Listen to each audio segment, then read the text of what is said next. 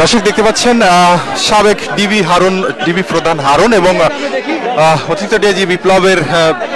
কিন্তু বিরুদ্ধে বিএনপির যে মামলা সেটি কিন্তু আমরা দেখানোর চেষ্টা করছি দর্শক।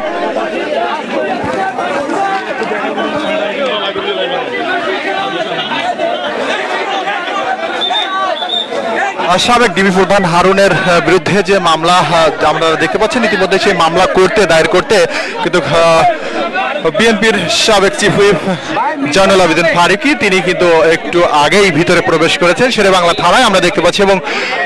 বিএনপির যে সমস্ত নেতাকর্মী রয়েছে তারা কিন্তু ইতিমধ্যেই শেরেবাংলা থানার সামনে এসে ভিড় জমিয়েছেন এবং তারা কিন্তু একটু আগে আমরা দেখেছি স্লোগান দিয়েছেন বিভিন্নভাবে এবং আমরা জানি যে ডিবি প্রধান সাবেক হারুনের বিরুদ্ধে কিন্তু এবং বিপ্লবের বিরুদ্ধে কিন্তু মামলা করতেই এই বিএনপি থেকে কিন্তু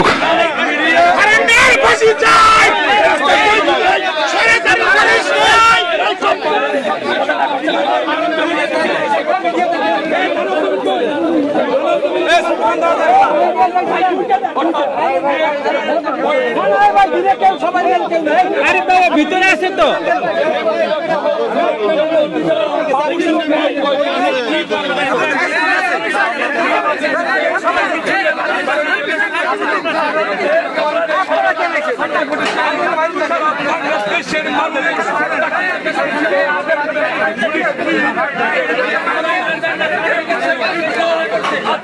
মিডিয়া আরো গেছে